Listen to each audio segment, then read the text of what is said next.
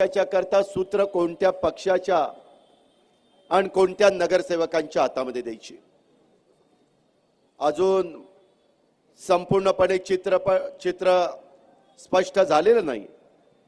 Exact कोण कोण उमेदवार कोणते कोणते चिन्ह घेऊन उभे आहेत ते 2 दिवसामध्ये आपल्याला सगळ्यांना कळेल, परंतु 15 दिवस राहिलेले आहेत आणि म्हणून पक्षांनी ठरवलं, आम्ही सगळ्यांनी ठरवलं की आज आपल्या सर्वांच्या साक्षीनं इथं सारसबागेच्या गणरायाच्या समोर प्रचाराचा नारळ फोडायचा आणि तो प्रचाराचा नारळ आज आपल्या सर्वांच्या साक्षीनं या ठिकाणी फुटलेला आहे।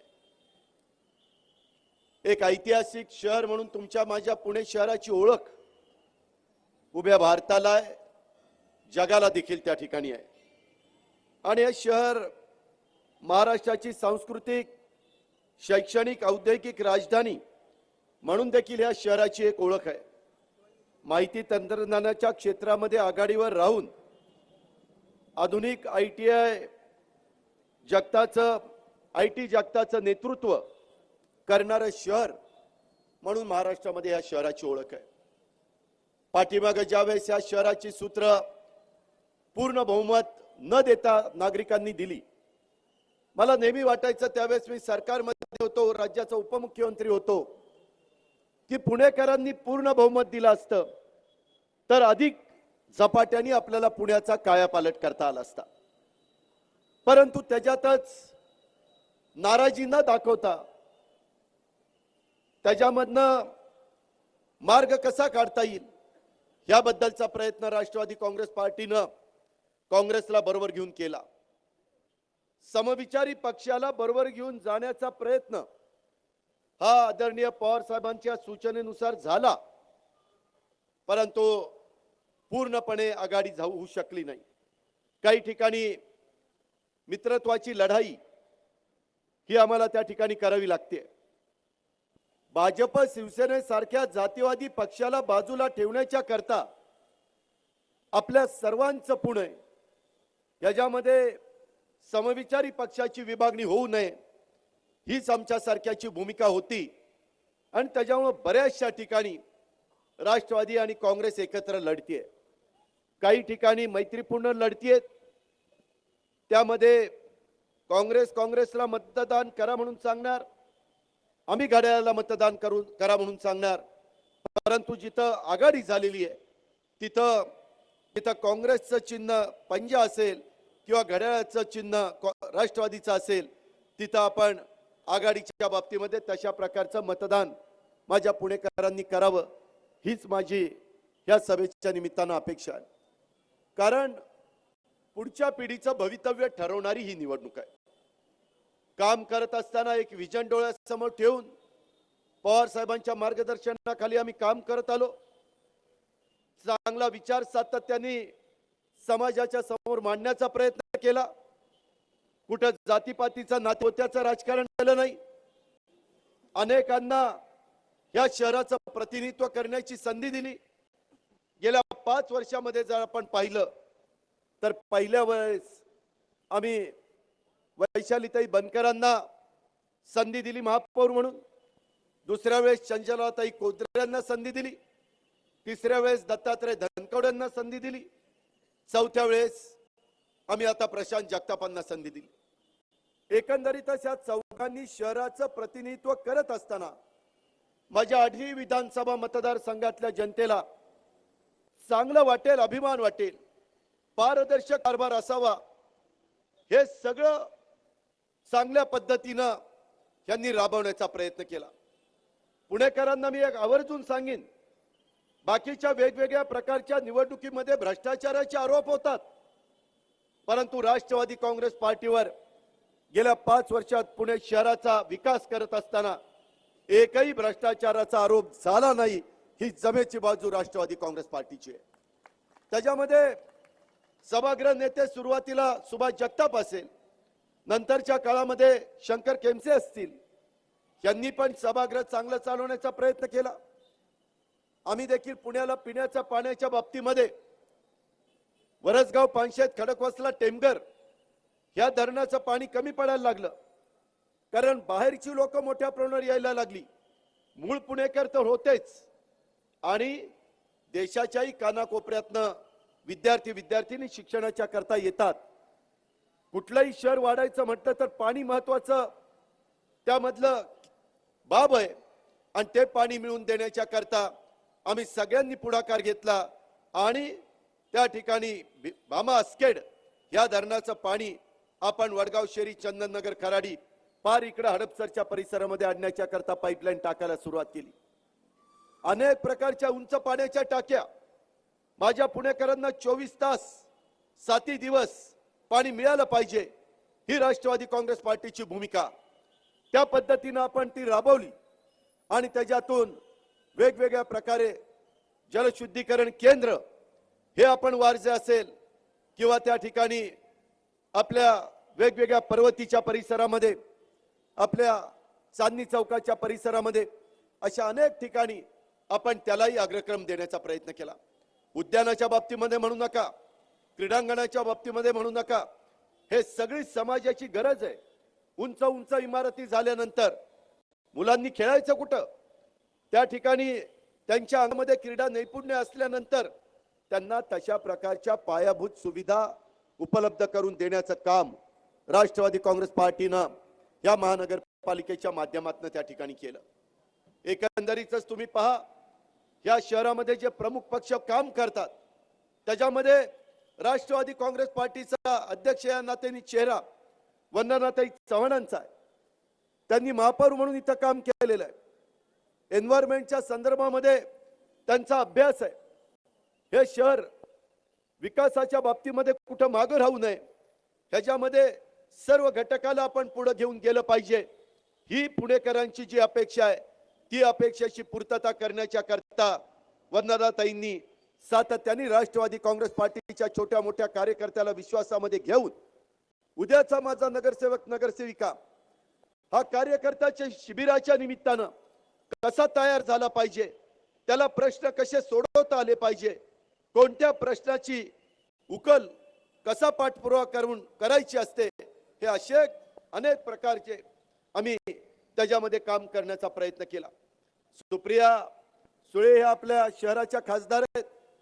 आदरणीय पवार साहेब जरी देश पातळीवर काम करत असले तरी पवार साहेबांचं विद्यार्थी दशेपासून बराच काळ पुण्याशी संबंधित आहे आणि त्याच्यामुळे या सगळ्यांनी मिळून या पुण्यामध्ये कसं आपल्याला पुढे जाता येईल, कशा पद्धतीने इथं मागासवर्गीय समाज असेल, इथं गरीब घटक असेल, इथं अल्पसंख्याक असेल, भटका समाज असेल, या सगळ्या घटकाला आपला पण विचार पुढे महानगरपालिका करते या प्रकारचं काम करत करत आव्हान डोळ्यासमोर ठेवून आपण ही वाटचाल करण्याचा प्रयत्न केला.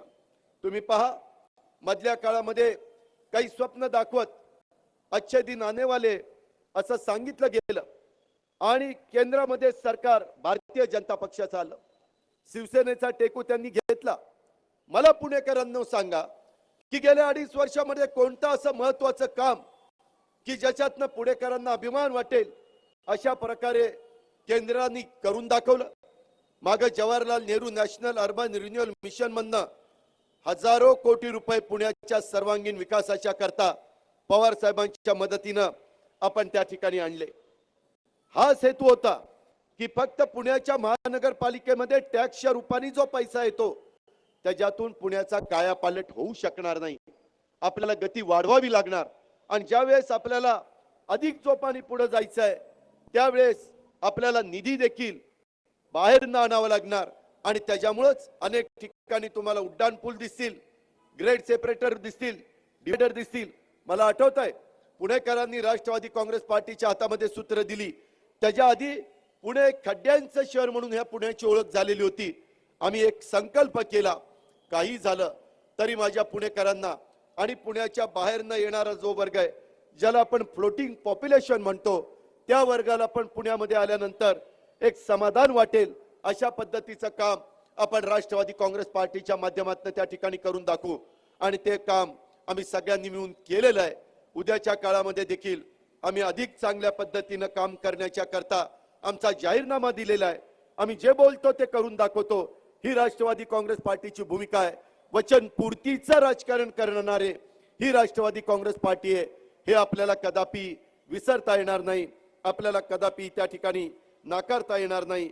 आपल्याला एक गोष्ट लक्षामध्ये घ्या, पुण्याची कायदा सुव्यवस्था चांगली राखण्याच्या करता पुण्यात अनेक ठिकाणी पोलीस स्टेशन, पोलीस चौक्या उभ्या करण्याच्या करता आम्ही आघाडीच्या सरकारच्या माध्यमातून काम केलं. तुम्ही मला सांगा, गेल्या 2-2.25 वर्षामध्ये महाराष्ट्रामध्ये भाजपचं सरकार आलं, देशामध्ये 2.5 वर्षापूर्वी ते सरकार आलं. आज या दोघांनी मिळून कायदा सुव्यवस्थेची काय अवस्था आहे, कशा पद्धतीनं घटना घडताय. नरेंद्र मोदी साहेबांचं सरकार आल्यापासून बॉर्डरवर सातत्याने चकमकी होत आहेत आणि आपले जवान त्या ठिकाणी शहीद होत आहेत. पेपर उघडा, अलीकडच्या काळामध्ये सातत्याने वेगवेगळ्या गावांच्या मध्ये जवान शहीद झालेले त्यांची बॉडी त्या ठिकाणी येते. हे कशाचा परिणाम आहे, कुणाची ही चूक आहे, कुणाला नीटपणे त्या ठिकाणी संबंध ठेवता येत नाही, याबद्दलचा पण विचार एक भारतीय नागरिक या नात्याने आपण सगळ्यांनी केला पाहिजे. काही दिवसापूर्वी काय घटना घडली, पुण्याला आयटीच्या चांगल्या चांगल्या कंपन्या आल्या पाहिजेत याकरता पवार साहेबांनी नेहमी प्रयत्न केला. आपला चंदननगर खराडीचा परिसर असेल, हिंजवडीचा परिसर असेल, मला आठवतं एकेकाळी संत तुकाराम सहकारी साखर कारखाना हिंजवडीला होणार होता. पवार साहेब भूमिपूजन करायला गेले, साहेबांच्या लक्षात आलं. साहेबांनी नेहमी उद्याची 25-50 वर्ष डोळ्यासमोर ठेवून राजकारण करण्याचा प्रयत्न केला, धोरणं राबवण्याचा प्रयत्न केला, कार्यक्रम राबवण्याचा प्रयत्न केला. आणि साहेबांनी नानासाहेब नवलेंना सांगितलं, नाना मी आज भूमिपूजन करतो, परंतु आपल्याला इथं कारखाना करायचा नाही, तो इतका पुण्याच्या जवळ येईल, त्यापेक्षा तुम्हाला दुसरी मी बाहेरची जागा देतो, मावळामधली देतो. साहेबांनी ती जागा दिली आणि हिंजवडीला इथं चांगल्या प्रकारची MIDC आपण केली, IT पार्क केलं. तर त्याच्यातनं माझी मुलं मुली जी पुण्यामध्ये शिकताय त्यांना एक रोजगार निर्माण होईल, चांगल्या मोठ्या मोठ्या कंपन्या येतील आणि तेच काम नेमकं झालं. आज मोठ्या मोठ्या कंपन्या आल्या.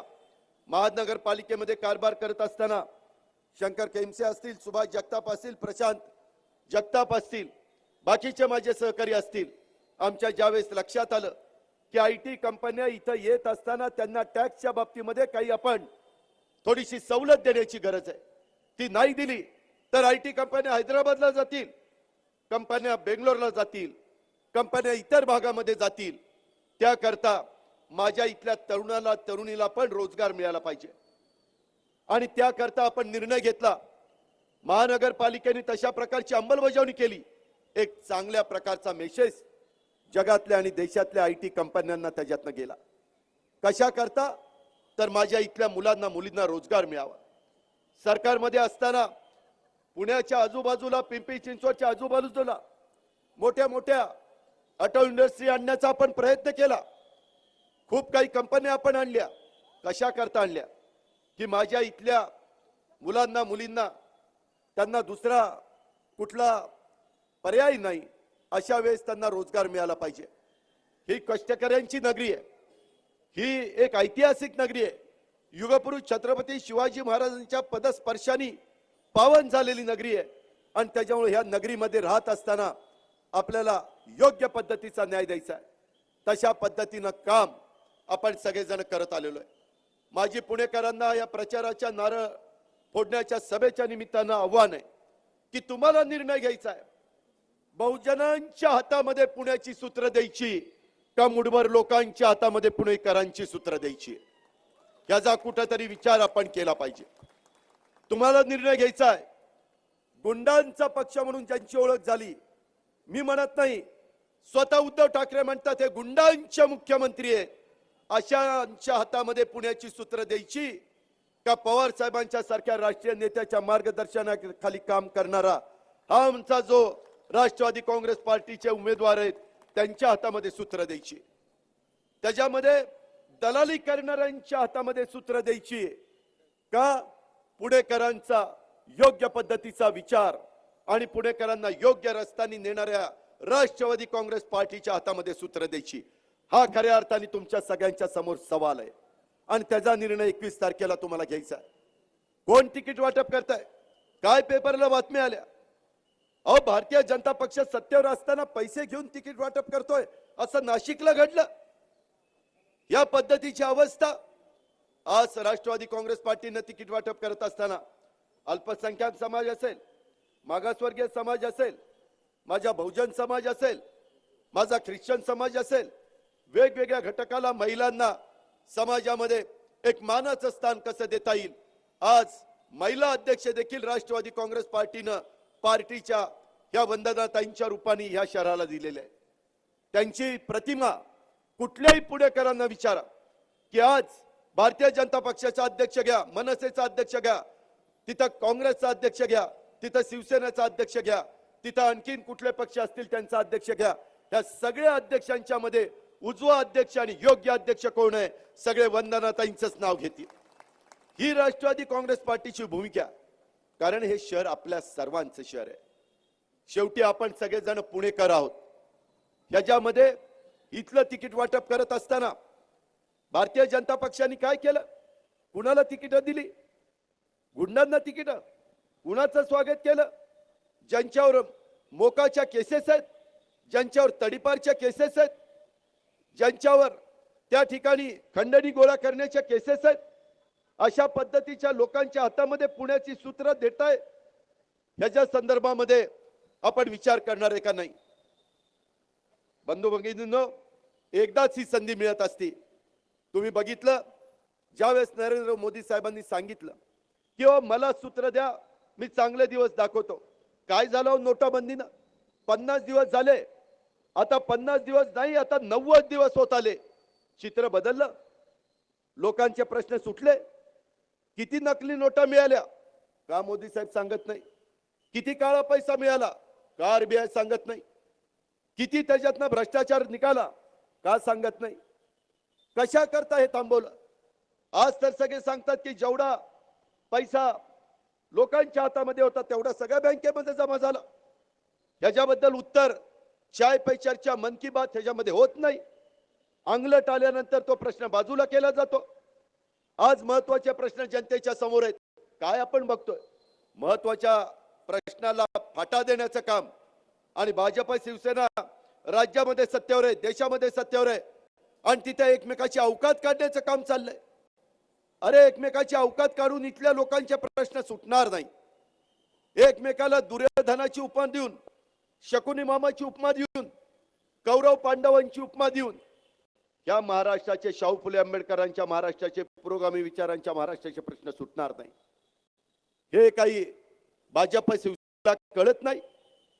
तुम्ही काही लोक दूधकुळी समजता, जनता दूधकुळी समजतात. आज प्रश्न काय? आज महागाई वाढलेली, आज इंधनाच्या किमती वाढतात, आज माझ्या तरुणाला, तरुणीच्या हाताला रोजगार नाही. नुसतं make in India, make in Maharashtra, किती गुंतवणूक आली, किती कारखानदारी या 8 विधानसभा मतदारसंघाच्या परिसरामध्ये नव्हे तर पुणे जिल्ह्यामध्ये आली. याचा कुठंतरी लेखाजोखा भारतीय जनता पक्षाने दिला पाहिजे. आज कामगार विरोधी धोरण भारतीय जनता पक्ष त्या ठिकाणी घेत आहे. त्यांचीच रोजीरोटी निघून जायला लागलेली आहे. नवीन लोकांना तर नोकऱ्या मिळणं दुरापास्त झालेलं आहे. कायदा सुव्यवस्थेचा 3 तेरा वाजलेले. प्रशासनावर वकूफ यांचा राहिलेला नाहीये.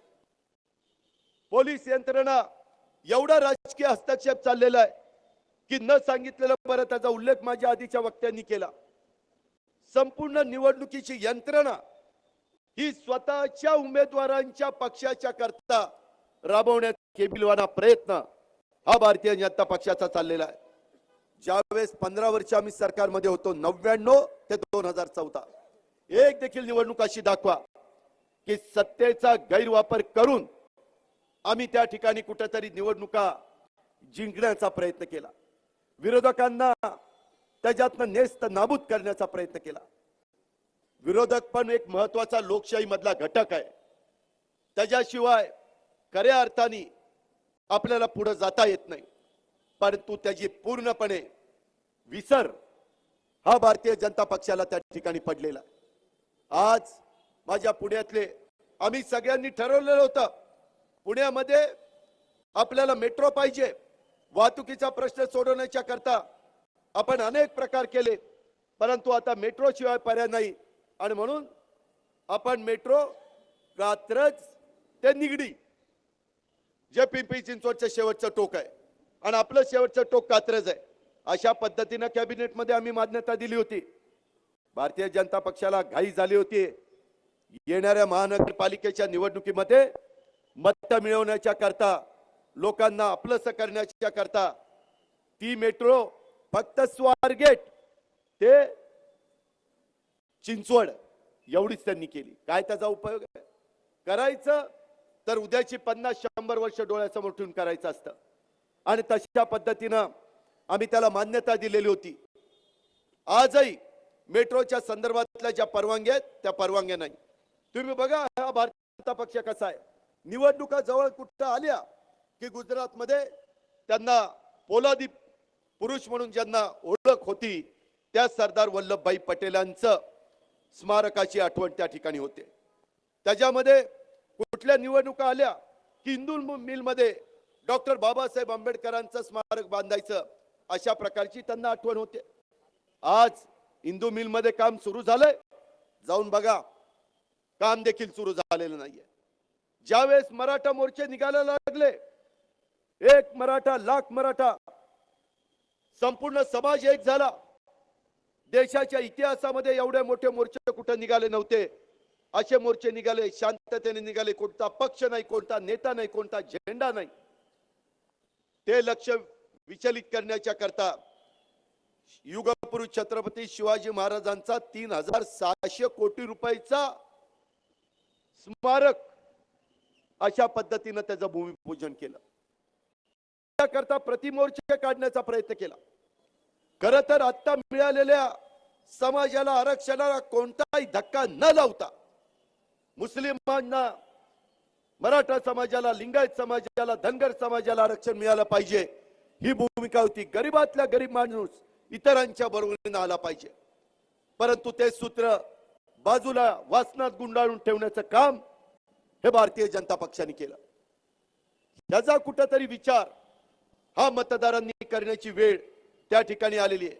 आपण काय बघितलं तिथं कोपर्डीच्या जी घटना घडली, त्या नराधमाला फाशीची शिक्षा झाली पाहिजे.